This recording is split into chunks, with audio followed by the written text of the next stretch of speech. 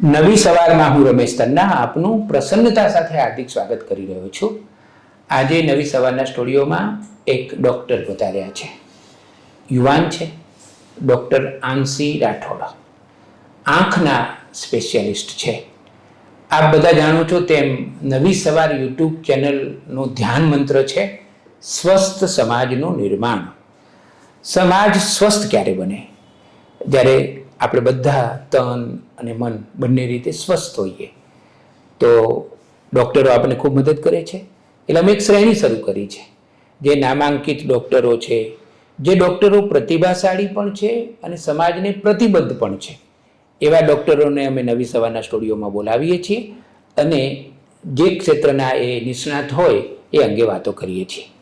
Doctor આંશી Rathod ગુજરાતના નામાંકિત doctor Shashank રાઠોડના દીકરી છે. શશાંકભાઈ તો મારા બહુ જૂના મિત્ર છે. અમારું તો વતન જ એક જિલ્લામાં, બનાસકાંઠા જિલ્લો, એમાં ડીસા આવેલું છે. હું પણ વઢિયારનો છું. એટલે એમના વિશે મને અવારનવાર લખવાની તક મળી છે, એમની મળવાની પણ તક મળી છે. આજે એમની દીકરી સાથે હું સંવાદ કરવાનો છું. નમસ્તે. નમસ્તે. તમને મળીને અમને ખૂબ આનંદ થઈ રહ્યો છે. Thank you. મારે તમારી સાથે તમારું જે ક્ષેત્ર છે, તમે આંખના સ્પેશિયાલિસ્ટ ડૉક્ટર છો, તો એ અંગે જ વાતો કરવી છે. તમારા પિતાજીનું ક્લિનિક હવે તમે પણ સંભાળી રહ્યા છો. તો મારો પહેલો સવાલ એ છે કે આપણા ત્યાં ગુજરાતમાં અને અમદાવાદમાં આંખની પરિસ્થિતિ કેવી છે? આંખની પરિસ્થિતિ વિશ્વમાં પણ આપણે કહીએ તો બહુ સારી નથી. અમે જોયું છે, લગભગ ગુજરાતની અગર હું વાત કરું, અમદાવાદની હું વાત કરું, એક age related problems, awareness related problems અને બાળકો રિલેટેડ પ્રોબ્લેમ્સ દિવસે ને દિવસે વધી રહ્યા છે. ઓહો. એટલે આમ કહેવા જઈએ કે લેક ઓફ અવેરનેસ જે કહીએ, જેના કારણે દિવસે ને દિવસે પ્રોબ્લેમો વધે છે. ચશ્માના નંબર, કીકીના રોગો, ડાયાબિટીસના કારણે આંખમાં ઊભી થતી બધી પરિસ્થિતિઓ, આ બધું દિવસે દિવસે વધે છે. એટલે એઝ અ ડૉક્ટર 5 વર્ષ પહેલાં અને 5 વર્ષ પછી જે અમે સિનેરિયો જોઈએ છે એ ખૂબ ગંભીર છે. એટલે તમે જાગૃતિની વાત કરી રહ્યા છો, તો હું 40 વર્ષથી પત્રકારત્વ કરું છું અને ખાસ્સા ડૉક્ટરોને મળ્યો છું. અને જેટલી મોટી મોટી હોસ્પિટલો છે, બંને પ્રકારની, ખાનગી હોસ્પિટલો અને ચેરિટીની હોસ્પિટલો, એના વિશે પણ લખવાની મને તક મળી છે. તો મને એ વસ્તુ તો હંમેશા લાગી છે કે આપણા ત્યાં આરોગ્યની જાગૃતિમાં આપણે ખૂબ કાચા છીએ અથવા તો પછાત છીએ. બહુ સાચી વાત છે. અને હવે એવું થયું છે કે એટલી બધી ઇન્ફોર્મેશન બધે મળે છે પણ નોલેજ નથી મળતું. ઇન્ફોર્મેશન કોઈ કામનું નથી. વોટ્સએપે તમને એવી અધૂરી ઇન્ફોર્મેશન આપે છે, ગૂગલ પણ આપશે ને હવે તો એઆઈ પણ આપશે, પણ સાચું શું ને ખોટું શું, કરવું શું જોઈએ, ન શું કરવું જોઈએ, એ વિશે કોઈ જાગૃત થતું નથી. આંશી, મને એ જણાવો ને કે આપણા ત્યાં ગુજરાતમાં અને અમદાવાદમાં આંખોના કયા કયા રોગ થાય છે, કઈ કઈ બીમારીઓ છે આંખની? અગર હું જોઉં ને તો આપણે 2 ડિવિઝનમાં અગર સ્પ્લિટ કરીએ કે એક તો બાળકોનું જોઈએ, જે હવે બર્નિંગ ક્વેશ્ચન છે. ચશ્માના નંબર, આંખમાં ડ્રાયનેસ અને એના કારણે D3 ડેફિશિયન્સી જે લોકોનો, એના કારણે આંખમાં થતા રોગો, કારણ કે આ બાળકો હવે સનલાઇટમાં તો જતા નથી, એટલે આ ખૂબ વધી રહી છે. અને અગર હું અમુક મિડલ એજથી ઉપર જાઉં તો મોતિયો. બીજું, Gujarat is one of the leading capital of diabetes, અને ડાયાબિટીસના કારણે આંખમાં થતી ગંભીર વિઝન થ્રેટનિંગ ડિઝીઝ, જેને અમે ડાયાબિટીક રેટિનોપેથી કહીએ છીએ, ઝામર અને કીકીના રોગ, આ બહુ જ, આ 4 મુખ્ય વસ્તુ છે જે વધી રહી છે. આપણે બાળકોની વાત કરીએ. આમ બાળક શબ્દ બોલીએ ને તો આપણે કેટલું સારું લાગે. બાળક એટલે પતંગિયા, બાળક એટલે ફૂલો. મને તો બાળકો આમ જોવા પણ ખૂબ ગમે, બાળકો સાથે રમવાનું પણ ખૂબ ગમે. પણ જ્યારે કોઈ બાળક જાડા કાચના ચશ્મા પહેરીને કામ કરતું હોય કે વાંચતું હોય, ત્યારે મને આમ ઝાટકો લાગે. મને લાગે કે ચશ્મા એ બાળપણનું જાણે કે અપમાન હોય એવું લાગે મને તો.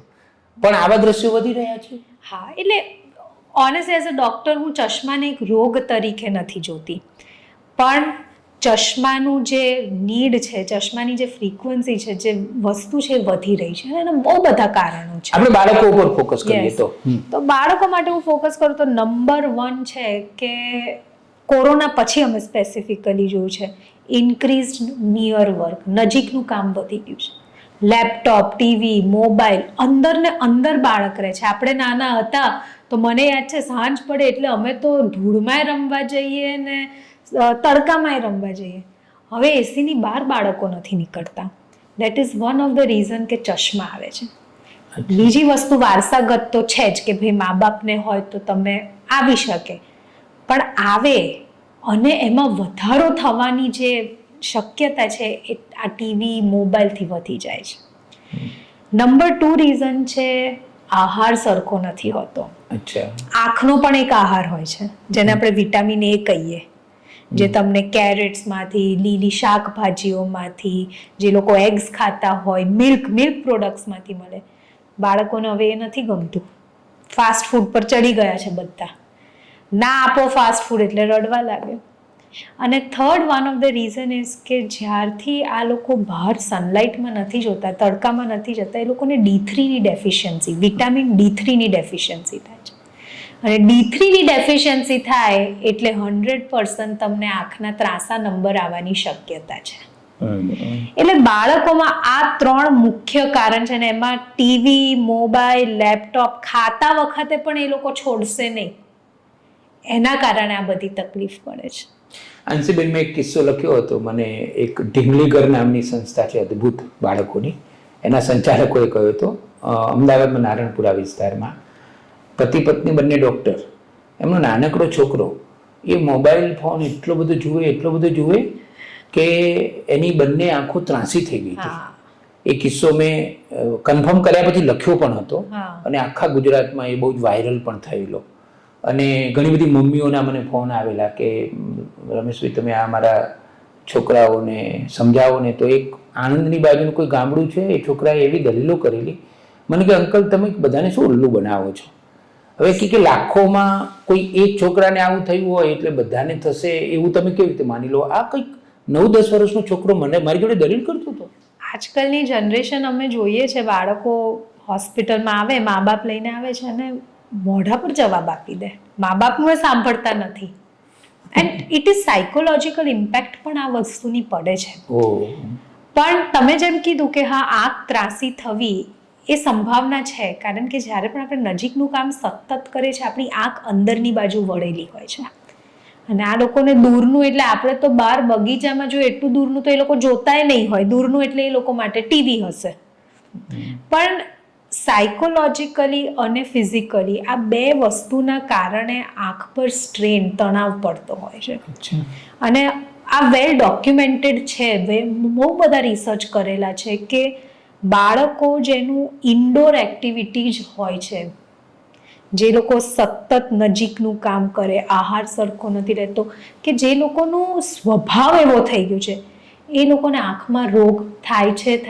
અત્યારે નહીં ખબર પડે, પણ જ્યારે 30-40 વર્ષના થશે ત્યારે એ લોકોને એ વસ્તુ રિયલાઇઝ થતી હોય છે. પણ આંસીબેન, આપણા ત્યાં મોબાઈલ ફોન એ તો એક ક્રાંતિકારી શોધ છે. એના વગર કોઈ જીવી શકતું જ નથી. એ જાણે કે શરીરનું અંગ જ આપણું બધાનું બની ગયો છે. અને મમ્મીઓ પણ હવે એ શોર્ટકટ છે કે બાળકને ફટાક દેતો ને મોબાઈલ ફોન આપી દે. તો મારે ઉકેલની વાત તમને પૂછવી છે, કારણ કે ચલો એના વગર આપણે જીવી શકવાના નથી. બરાબર. બાળકોના સંદર્ભમાં હું વાત કરું તો નવી સવારની જે મમ્મીઓ અને પપ્પાઓ આ ઇન્ટરવ્યૂ જોતા હો અને તમે આંખના ડૉક્ટર છો, તો તમે મોબાઈલ ફોન, બાળકો અને ઉકેલ એની થોડી વાત કરો ને. બહુ બધા પેરેન્ટ્સ મને આ પ્રશ્ન પૂછતા હોય છે અને ત્યારે હું હંમેશા પેરેન્ટ્સને એક વસ્તુ કહું છું કે પહેલાં તમે સુધરો. માણસ આપણે જોજો, આપણે ખાવાના ટેબલ પર બેઠા હોય કે બેડરૂમમાં હોય કે લિવિંગ રૂમમાં હોય, એક જણ તો મોબાઈલ વાપરતું જ હશે. દાદા દાદી હોય, બા બાપ હોય કે બાળક હોય, એક વાપરશે એટલે બધા જ વાપરવા લાગશે. અને બીજી વસ્તુ પેશન્સ રાખો. હું પેરેન્ટ્સને હંમેશા કહું કે આ લોકોના ટેન્ટ્રમ્સ, એડોલેસન્સ, તમે અમુક ઉંમર થાય એટલે બાળકોના ટેન્ટ્રમ્સ ચાલુ થાય, એ સ્વાભાવિક છે. અને હવે મા બાપમાં એટલી પેશન્સ નથી, કારણ કે બધા વર્કિંગ હોય છે, બધાને શાંતિ જોઈએ, એટલે કે લઈને તું ભાઈ મોબાઈલ. પેશન્સ રાખવું બહુ અગત્યનું છે. મેં હંમેશા જોયું છે કે આ બહુ કામ કરે છે કે એક દિવસ તમે એમ કહો કે બાળક ખાવાનું નહીં ખાય, તો આપણે કેવું ખા ખા બેટા ખા, ના આપો એને ખાવાનું, બીજા દિવસ ભૂખ લાગશે ઓટોમેટિકલી ખાશે. એટલે હું હંમેશા મા બાપને કહું કે એકવાર ના પાડીને જુઓ કે તાર મોબાઈલ જોઈએ છે, નહીં મળે, ટેન્ટ્રમ્સ ખાશે નહીં, બધું કરશે, મારે નથી ખાવું, બીજા દિવસ ભૂખ લાગશે એટલે સીધું પડી જશે. You have to have patience. ના પાડવાની ક્ષમતા રાખવી બહુ જરૂરી છે. પણ એમાં ક્યારેક આંશી જોખમ હોય છે, કારણ કે છોકરાઓ પછી ઘણા છોકરાઓ મમ્મી પપ્પાને કહેતા હોય છે કે ભાઈ અમે મરી જઈશું. ક્યારેક તો એવા સમાચાર પણ જાણવા મળ્યા છે કે મોબાઈલ ફોન ના આપ્યો હોય ને 15-16 વર્ષની છોકરીએ આત્મહત્યા કરી હોય, એવું ક્યારેક વાંચવા મળે છે. એટલે આ બીક તો છે, બીક છે, પણ આમાં એવું નથી કે મા બાપે બીકમાં રહેવું પડે, પણ આપણે એવો એટમોસ્ફિયર બનાવી દીધો છે કે બાળક ટેન્ટ્રમ્સ આપે એટલે આપણે એને આપી જ દો. ઘણા વાર બાળક નથી કે મને આ જોઈએ છે ને રડે ને આ જોઈએ છે, ના એટલે મા બાપ ખરીદીને આપી દે.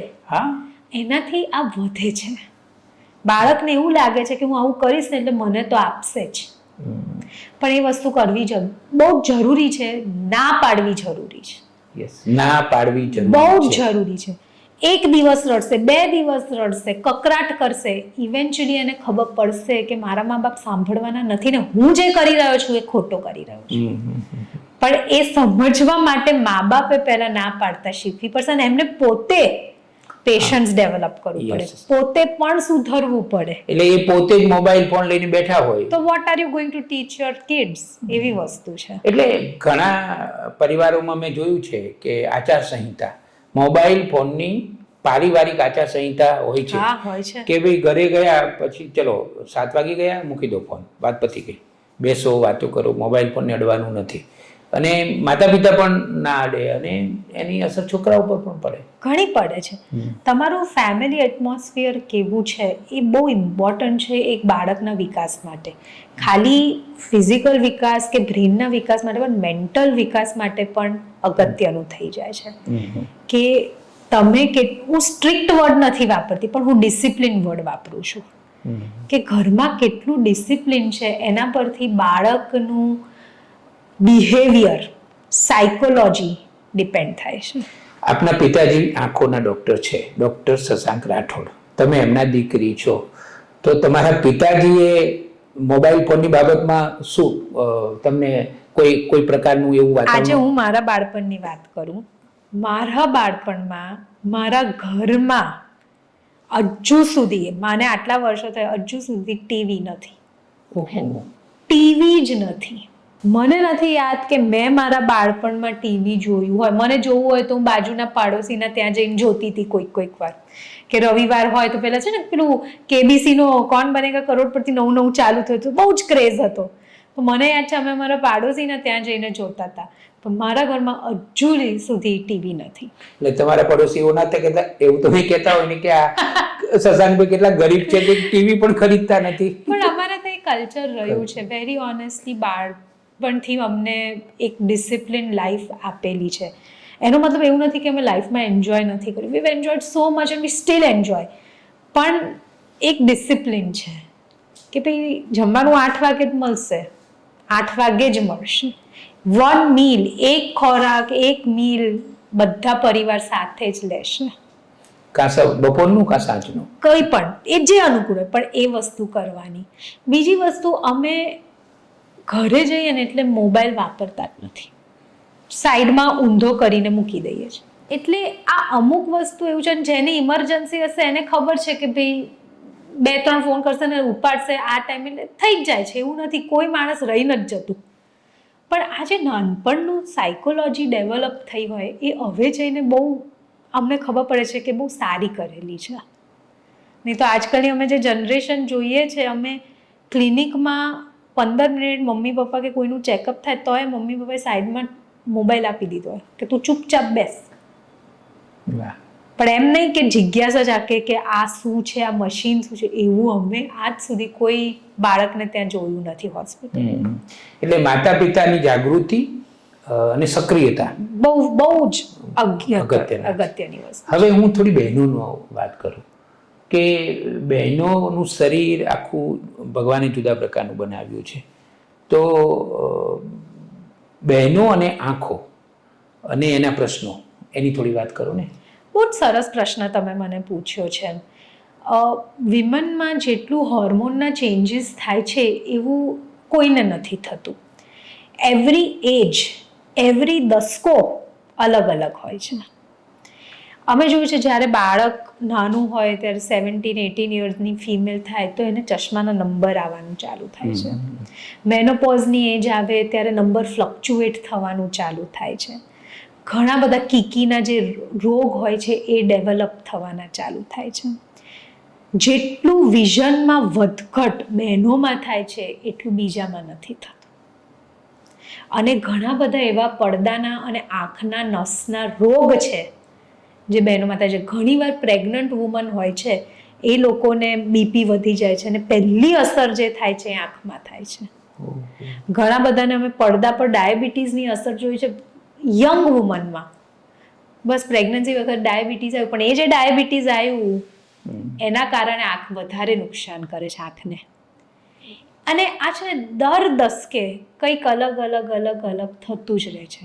આંખમાં ડ્રાયનેસ થાય છે. ઘણા બધા બહેનોને એવું હોય કે મને સતત પાણી નીકળે છે, પોપચા ઢીલા થઈ ગયા છે, આંખમાં ખટકે છે. આ બધું એક હોર્મોન રિલેટેડ સાયકલ હોય છે. અને જેમ ઉંમર થાય એમ પાપણ ઢળી જાય છે અને છોકરીઓમાં અને ઘરડા માજીઓમાં વધારે થાય છે. એટલે આ અમુક રોગ એવા છે જેમ કે ઝામર છે, ડાયાબિટીસ, નસના રોગ, આંખ ડ્રાય થવી, આ 4 એવા રોગ છે જે આમ સ્ત્રીઓમાં વધારે થતું હોય છે. તો શું કાળજી રાખવી જોઈએ? સૌથી અગત્યનું સમજવાની જરૂર છે આ કોઈ રોગના લક્ષણ નથી, બરાબર? એટલે તમે નિયમિત તપાસ કરાવશો ને ત્યારે ખબર પડશે કે તમને કઈ છે. એટલે કાળજીમાં નંબર 1 નિયમિત આંખની તપાસ. Prevention is better than cure. Simple. એ તો બહુ સાચી વાત છે. નિયમિત એટલે શું? 3 મહિને, 4 મહિને? 4 થી 6 મહિને મારા માટે નિયમિત. As simple as that. અને આપણી ભગવાન એટલું અદ્ભુત રીતે આંખની રચના બનાવી છે કે એક આંખમાં દેખાશે પણ નહીં તોય તમને ખબર નહીં પડે. એવું ઘણા કિસ્સાઓમાં મેં જોયું છે. પેશન્ટ એક આંખ બંધ કરે ત્યારે એને ખબર પડે છે કે બીજી આંખથી દેખાતું નથી. મેં કોઈનું જીવન ચરિત્ર લખેલું ને, તો એમના સંતાનોએ મને કહ્યું કે એમને એક આંખથી નહોતી દેખાતું, એ તો લગભગ કેટલા બધા વર્ષો પછી ખબર પડી. મને તો બહુ ભગવાન એટલું અદ્ભુત રીતે 2 આંખ આપી છે આપણને કે જેમ 2 કિડની જેમ 2 આંખ છે, એક કિડનીથી એક કામ ચાલે ને એક આંખથી એક કામ ચાલે. પણ વસ્તુ એ છે કે આ બધા રોગના છે ને આંખમાં લક્ષણ હોતા નથી. આ તો નિયમિત તમે તપાસ કરાવો ત્યારે તમને રિયલાઇઝ થશે કે તમારી આંખમાં તકલીફ છે. એટલે મારા માટે એક સૌથી મુખ્ય વસ્તુ છે નિયમિત આંખની તપાસ. આઈ એમ અ સ્ટ્રોંગ બિલીવર કે બહુ અગત્યનું છે. જેમ બાળકોમાં વેક્સિનેશન અગત્યનું છે ને એમ બાળકોને બધામાં નિયમિત આંખની તપાસ પણ એટલી જ અગત્યની. એનો ખર્ચો કેટલો થાય? ખર્ચો તો એટલો હોતો જ નથી. તપાસની શું ખર્ચો? આપણે તીર્થયાત્રા પર હજારો રૂપિયા ખર્ચી લઈએ છીએ, હોટલોમાં ખાઈ લઈએ છીએ, તો આપણે 100-500 રૂપિયા 6 મહિને એકવાર આપણા માટે નથી ખર્ચી શકતા. એટલે આંખો નિયમિત બતાવવાની જ. It is very important. બીજું શું ધ્યાન રાખવું જોઈએ? મને એ કહો કે આંખો બધાને હોય જ છે અને એનો સતત ઉપયોગ આપણે કરવો પડે છે. જાગીએ ત્યારથી શરૂ કરીને સૂઈએ ત્યાં સુધી આંખો પાસેથી આપણે એટલું બધું કામ લઈએ છીએ કે ના પૂછો વાત. તો ચલો એને સાચવવી હોય તો થોડીક વાત કરો ને કે કેવી રીતે સાચવવી જોઈએ. પહેલા તો પોતે ડોક્ટર નહીં બનવું. ઘરગથ્થુ ઉપચાર કરીને પોતે ડોક્ટર બની જઈએ આપણે. આમાં તો એવું છે કે પહેલા છે ને આપણા દેશમાં તો ઘરે ઘરે ડોક્ટર છે. એટલે કંઈક થાય ને તો તરત જ આમ ઘરમાંથી 4-5 સૂચનો આવી જાય. પછી પડોશી પણ કે આમ કરો તેમ કરો. અને હવે એમાં ઉમેરાયું છે વોટ્સઅપ. WhatsApp university. એટલે એમાં તો દરરોજ, અને હવે એમાંય હવે એક નવી વસ્તુ ઉમેરાઈ ગઈ છે, એઆઈને તરત પૂછી લેવાનું કે આજે સવારે હું જાગ્યો કે જાગી તો મારી ડાબી આંખમાં ખંજવાળ મને આવે છે, તો એનું કારણ શું હોઈ શકે ને મારે શું કરવું જોઈએ, એટલે તરત જ જવાબ આપી દેશે. પણ એ જ કહું છું કે જાતે ડૉક્ટર નહીં બનવું, એ બહુ અગત્યની છે. આપણને એમ થાય છે કે હું આમ કરી લઈશ, ફલાણું કરી દઈશ. ઘરગથ્થુ ઉપચાર જે આપણે કરીએ છીએ ને, એ અમુક સારા હશે પણ 90% ઉપચાર સારા નથી. દૂધના પોતા લોકો કરે છે, ત્રિફળાનું પાણી, આંખમાં જોર જોરથી છાલકો મારે, કે સવારે હું ઉઠું ને છાલક ના મારું ત્યાં સુધી મારો દિવસ ચાલુ ના થાય. આંખ કુદરતી રીતે એનું કામ કરી જ લે છે, પાણી બનાવી જ લે છે. આંખમાં હું હંમેશા પેશન્ટને કહું, ડોક્ટરે આપેલા ટીપા અને પાણી, એના સિવાય ત્રીજી કોઈ જ વસ્તુ ના જવી જોઈએ. દૂધ પણ નહીં, કે દૂધ જરાય નહીં. આ દૂધના પોતા કરે છે લોકો, પેલા ઘીના પોપચા નાખે છે, પછી ત્રિફલાનું આઈ કપ, ત્રિફલાનું પાણી, મધ, આ બધું અમે જોયું છે. આંજણી થાય, ફોલ્લી થાય એટલે સિંદૂર નાખી દેશે. આ કોઈ જ વસ્તુ આંખ માટે સારી નથી, જોખમી છે. અને એના કારણે અંધાપોએ આવે છે, કીકી પર ઇન્ફેક્શન થાય છે, બધું જ થાય છે. અને ડ્રોપ્સ, જાતે મેડિકલમાં જઈને ડ્રોપ્સ લેવાની, કારણ કે 90% સાહેબ શું કરે છે, આ લોકો સ્ટીરોઇડના ડ્રોપ આપી દે છે. અને આપણને ખબર છે સ્ટીરોઇડની આડ અસર એના અસર કરતા વધારે છે. કોરોના વખતે આપણે જોયું જ છે. એટલે ડૉક્ટરને બતાવો અને પછી જે ડ્રોપ આપે એ નાખો. અને સૌથી અગત્યની વસ્તુ પૂરતી ઊંઘ. અચ્છા. ઊંઘ જેવી સારી દવા એક બી દવા નથી. જે આપણે બેટરી જતી રહે તો ચાર્જિંગમાં મૂકીએ તો ચાર્જ થાય, ઊંઘ આપણું ચાર્જર છે. એટલે 6 થી 8 કલાકની ઊંઘ, 7 થી 8 કલાક, 7 થી 8 કલાકની ઊંઘ ઇઝ અ મેન્ડેટરી થિંગ. એમાં શું થાય છે, આંખના જે સેલ્સ છે, આંખના જે નસ છે, એ રીજનરેટ થાય છે. 6 કલાકે તો એ ચાલુ થાય છે રીજનરેટ કરવું. અચ્છા. એટલે પૂરતી ઊંઘ. અને યુવકો તો આજે સૌથી મોટી કલેમિટી છે આ જનરેશનની, સ્લીપ ડેપ્રાઇવેશન. ઊંઘ પૂરતી નથી મળતી બધા. ઊંઘ ક્યારની? દાખલા તરીકે મારો દીકરો છે, અહીંયા જ આ સ્ટુડિયોમાં મેં ને મારા દીકરાએ એક પોડકાસ્ટ કરેલો.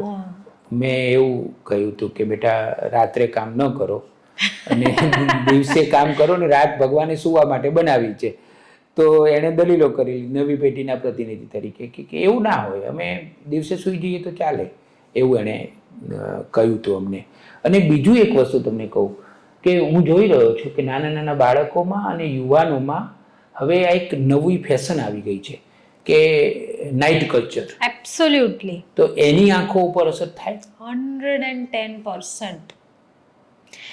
આપણા શરીરની એક સાયકલ હોય છે જે સૂર્યથી રિલેટેડ હોય છે. અચ્છા. એને કહેવાય છે બાયોલોજિકલ ક્લોક. જે તમારું સનરાઈઝ અને biological clock should be in synchrony, એક હોવું જોઈએ. અને આ વસ્તુ સાચી છે. આપણું હોર્મોન્સ, આપણા જે બધા શરીરના બધા ગ્રોથ ફેક્ટર છે એ સવારે વધારે હોય. એટલે યુ આર એનર્જી, અને ત્યારે કામ કરવું જોઈએ. સૂર્યાસ્ત થાય એટલે you have to go to bed, અને સૂર્યોદય પર you have to get up. અચ્છા. એટલે હું આ જેનઝી જનરેશન જે ચાલે છે ને, એને હંમેશા કહું કે આ ક્લોકને સમજો. તમે શું કરો છો? પોતાને બદલો છો. This is called mutation, to change your body. કરોડો વર્ષોથી આપણા પૂર્વજો જે બન્યા છે એને આ સાયકલ બનાવી છે, આ સાયકલ બની છે, અને આપણે એ રીતે જ થયા છે. તમે વાંદરાને જોજો, 7 વાગ્યા પછી એક વાંદરું ફરકશે નહીં. બિલકુલ નહીં. આપણે ત્યાંથી જ આવ્યા છે. અને સૌથી વધારે વાંદરા ક્યાં હશે? સવારે હશે, કૂદ કરતા હશે. એ આપણા પૂર્વજ છે. So it is very important for us to understand કે આપણી બાયોલોજિકલ ક્લોક અને સનરાઈઝની ક્લોક ને સનસેટ એ એકદમ સાથે ચાલવી જોઈએ. કેટલી સાચી વાત. તમે કેટલી સરસ વાત કરી રહ્યા છો. અને હું તો ઘણીવાર એવું કહું છું કે જિંદગી સવારમાં જ છે. જે લોકોને સવાર જીવતા આવડે છે એને જીવન જીવતા આવે છે. પણ હું તમને તમને આંખની વાત કહું તો આનું એક સાયન્ટિફિક રીઝન એ પણ છે કે આંખનો જે પડદો છે એમાં અમુક સેલ્સ છે જેને અમે રોડ્સ અને કોન્સ કહીએ છીએ, નામ છે. ક્યારે કામ થાય? જ્યારે એને સનલાઇટ મળે. અચ્છા. એટલે નજરની જે સ્પષ્ટતા છે, જે કલર તમે જોઈ શકો, ડાર્ક બ્લુ લાઇટ બ્લુની વચ્ચે જે કલરનું ડિફરન્સ કરી શકો, એ સેલ્સના કારણે કરી શકો છો. એ પડદાના જે સેલ્સ છે એના કારણે એ ત્યારે જ ચાર્જ થશે જ્યારે એને તડકો મળશે. હવે તમે રાતે કંઈ પણ કરી લો એ ચાર્જ નથી થવાનું. પેલું આર્ટિફિશિયલ સનલાઇટ રાખીને મૂકી દો તો એ ચાર્જ નહીં થાય. એટલે જેમ તમે ઊંધું કરવા જાઓ છો એમ તમારી આંખનો જે પડદો ને આંખની જે નસ છે એ ધીરે ધીરે વીક થતી જાય છે. એટલે ધ્યાન રાખવું જોઈએ. યસ. અને ઊંઘના કારણે આંખ પર મેં એક આર્ટિકલે લખ્યો તો સ્ટ્રેસ, લેક ઓફ સ્લીપ અને એન્ઝાયટીના કારણે શું થાય છે આંખમાં? સોજો આવે છે આંખના પડદા પર, આંખની દ્રષ્ટિ ઓછી થઈ જાય છે, આંખ અને બ્રેનનું કનેક્શન જે આંખની નસથી થાય છે એ નબળું પડે છે. આ હાથ હોય, હાથની નસ ચાલે તો હાથ કામનો, નહીં તો હાથ કામનો નહીં. એવી રીતે જે નસ છે એ તમારા ઊંઘની પેટર્ન ઊંધી કરવાથી સ્ટિમ્યુલેટ થતી નથી. એટલે કનેક્શન, જે રિસ્પોન્સ એકદમ આવવો જોઈએ એ ઓછો થાય. એટલે કાળજી રાખવી જોઈએ. 110%. અને જે પરંપરા સદીઓથી આવી છે કે દિવસે કામ કરો અને રાત્રે પૂરતી ઊંઘ લો. પૂરતી ઊંઘ અને સમયસર ઊંઘ. સમયસર ઊંઘ. લોકો 1 વાગે ઊંઘીને 10 વાગે ઉઠે છે. એ ઊંઘ નથી. એટલે આપણે જૈનિઝમમાં બહુ સરસ છે એક કન્સેપ્ટ ચોવિયારનો, અને બહુ સાચી વસ્તુ છે કે 7 વાગે જમી લો. સૂર્યાસ્ત થાય એની પહેલા કે સૂર્યાસ્ત વખત જમી લો એટલે 2-3 કલાક પછી તમારું જે ગ્લુકોઝ, ઇન્સ્યુલિન છે ઓછું થાય. તમારી આંખના સેલ્સ આમ ધીરે ધીરે ઊંઘમાં જાય અને 10 વાગે ઊંઘી જાઓ. વાહ, કેટલું સરસ. મારે એક સવાલ પૂછવો છે ટેકનોલોજીના સંદર્ભમાં. મને યાદ છે કે હું વિદ્યાપીઠમાં ભણતો હતો, અમદાવાદમાં, ગુજરાત વિદ્યાપીઠમાં. તો લાઇબ્રેરીમાં બેસીને કલાકોના કલાકો વાંચતો. તો એક દિવસ હું વાંચતો હતો અને ઝવેરચંદ મેઘાણીના દીકરા મહેન્દ્ર મેઘાણી એ આવ્યા. અને એ મોટાભાગે આમ આપણી પાસે આવે નહીં, પણ એ દિવસે મારી પાસે આવ્યા અને મને ઊભો કર્યો. મને બહુ નવાઈ લાગી. પછી મને કહે, જે પુસ્તક તમે વાંચો છો એ લઈને મારી પાસે આવો. પછી મને એવી જગ્યાએ બેસાડ્યો કે જે જગ્યાએ પૂરતું અજવાળું આવતું હતું પુસ્તકોના પાના ઉપર. અને મને પછી સમજાવ્યું કે જ્યારે તમે પુસ્તક વાંચો છો ત્યારે આંખોને બહુ શ્રમ પડે છે, એટલે તમે એવી જગ્યાએ બેઠા હતા જ્યાં પૂરતું અંધારું અજવાળું નહોતું.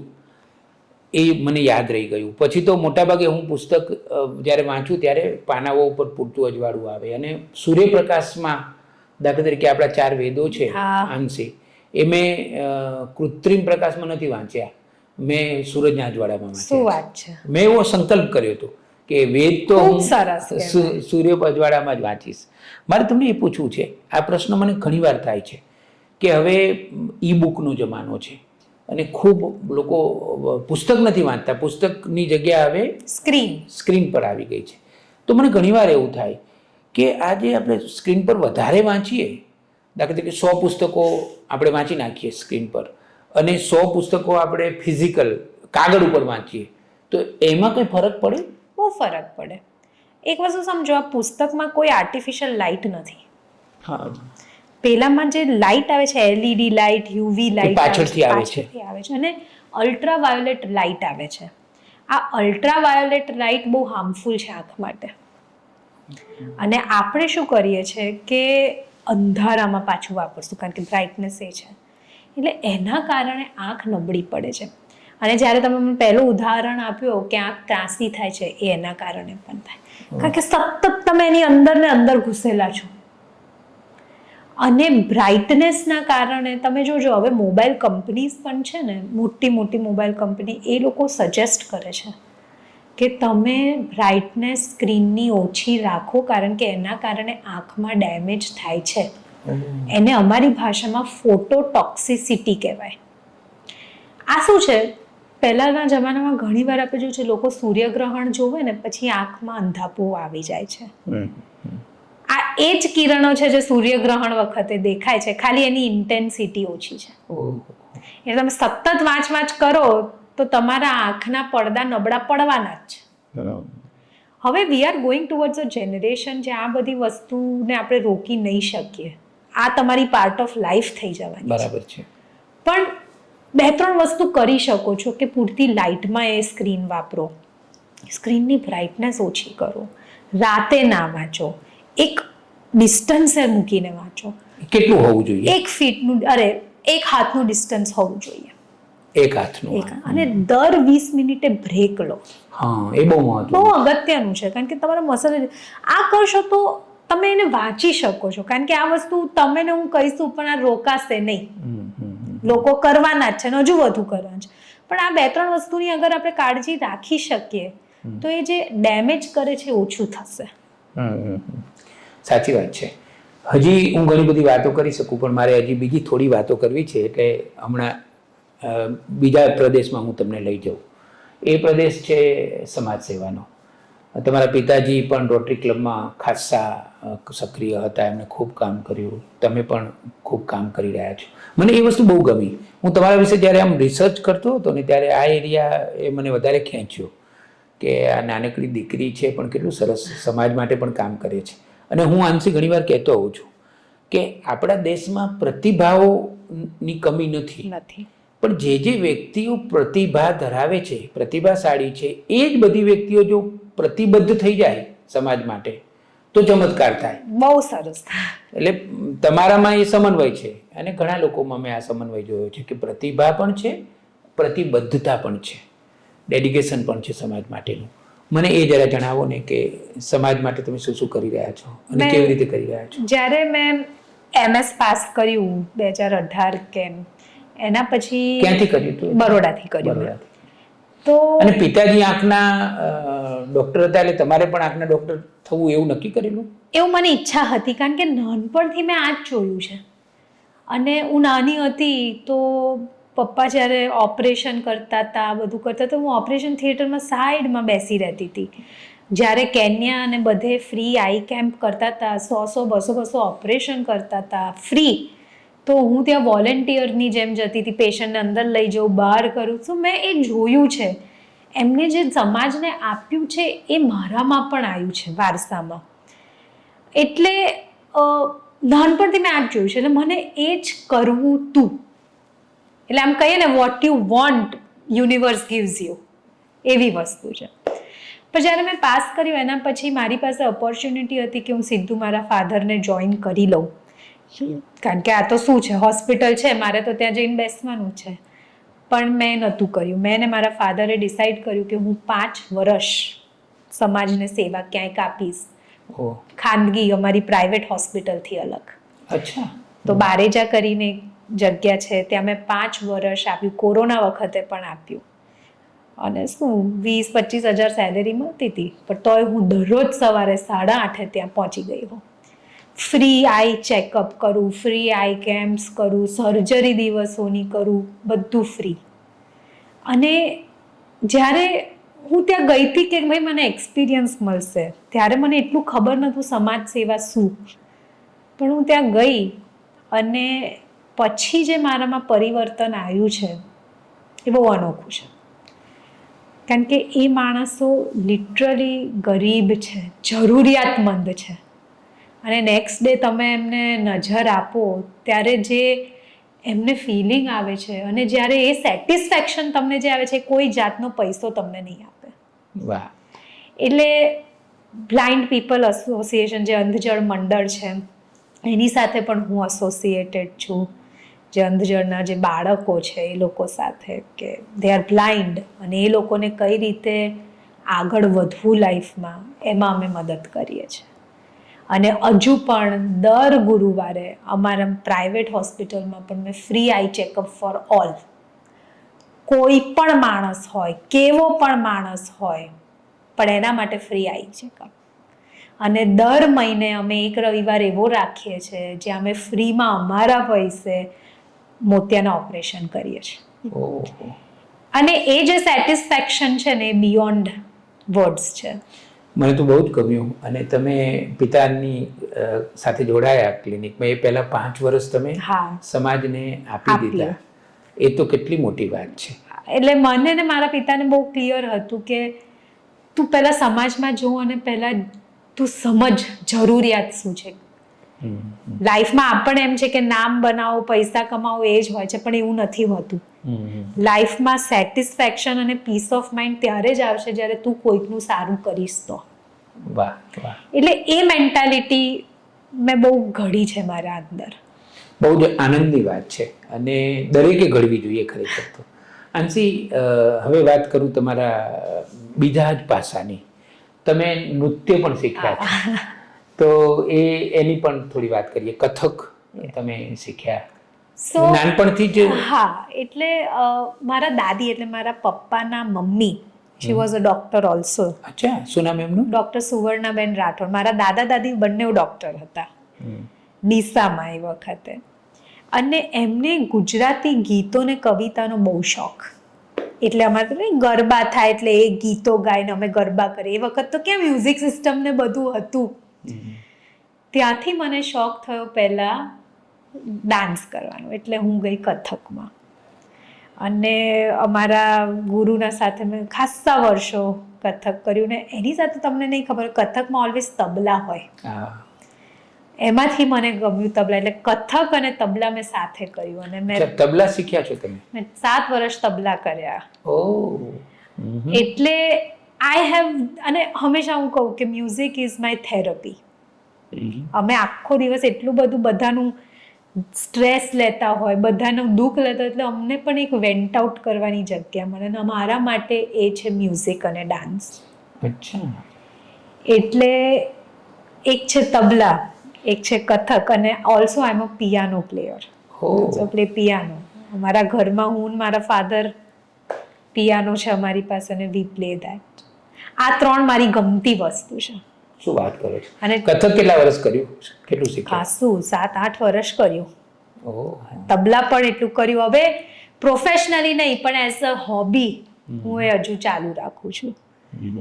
અને પછી આવ્યો મને ગુજરાતી ગીતો, ગુજરાતી કવિતાની બહુ શોખ થયો. અને મારા દાદી જ્યારે એક્સપાયર થયા ત્યારે એમને મને એક ચોપડી લખીને આપી હતી કે આ બધા ગુજરાતી લોકગીત છે, આ ગુજરાતી લગ્ન ગીતો છે. તમારા દાદીએ?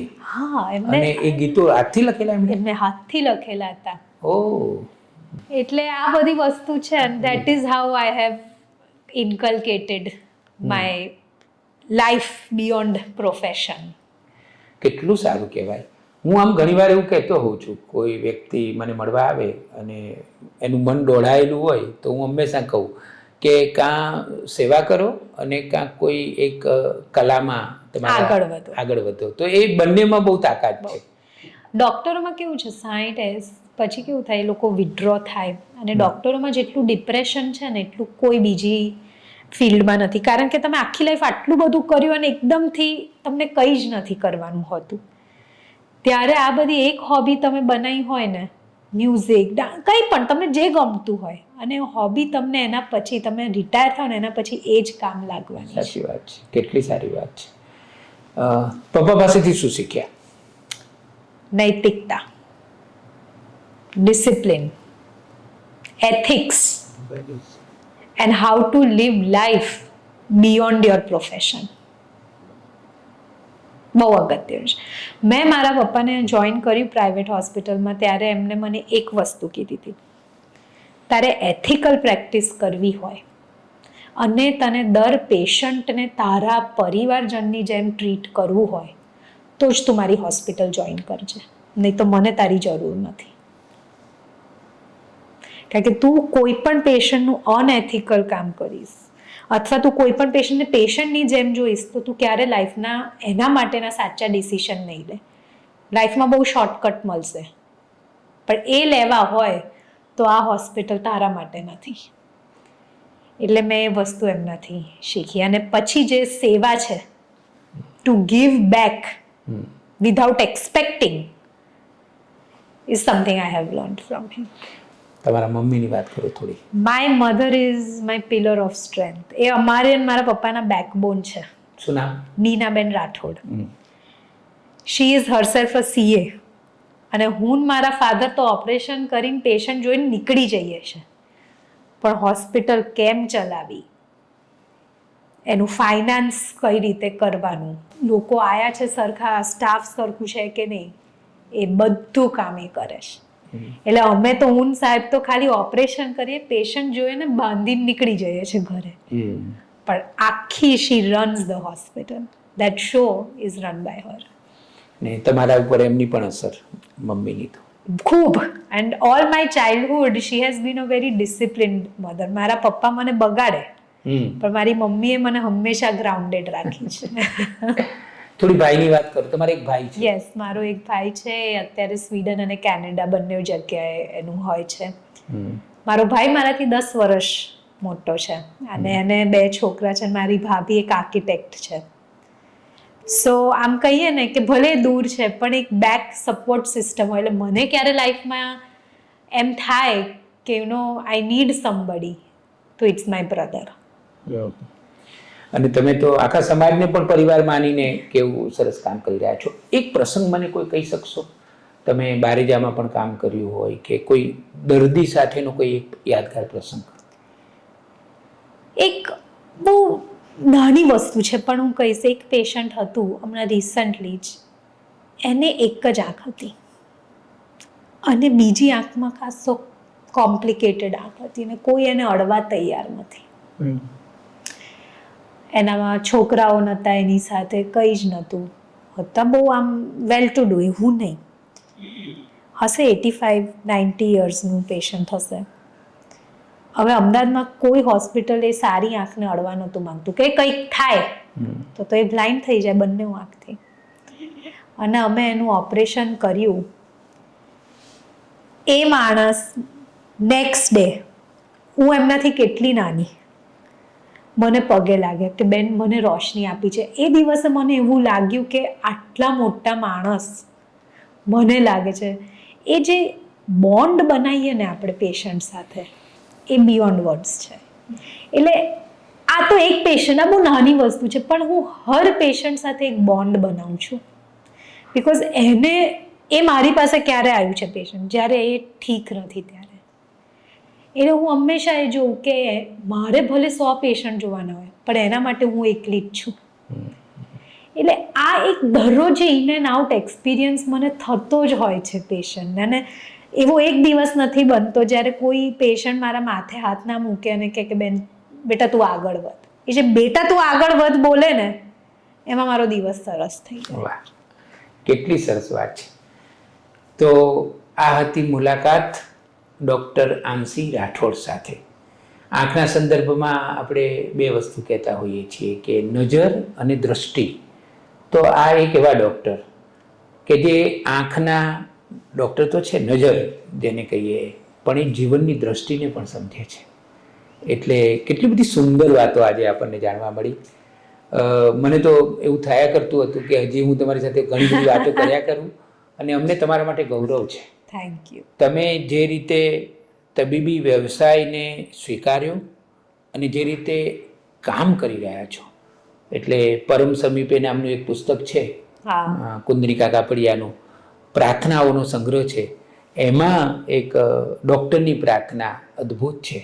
મેં ઘણી જગ્યાએ જૂના ડૉક્ટરોના ક્લિનિકોમાં તો મેં લગાડેલી જોઈ છે અને એમાં જે ભાવના વ્યક્ત કરી છે, એ ભાવના તમે જાણે કે ચરિતાર્થ કરી રહ્યા છો. Thank you. મને ખૂબ આનંદ થયો તમે નવી સવારના સ્ટુડિયોમાં આવ્યા અને અમારી સાથે આટલી સરસ વાતો, બધા જ પ્રકારની વાતો, તમારા વ્યવસાયની વાતો કરી, તમારા શિક્ષણની, તમારા શોખની, તમારી પ્રતિબદ્ધતાની અને આંખો, ટેકનિકલી આંખોના સંદર્ભમાં પણ તમે અમને જે ઉપયોગી માહિતી આપી, અમે તમારા આભારી છીએ. Thank you.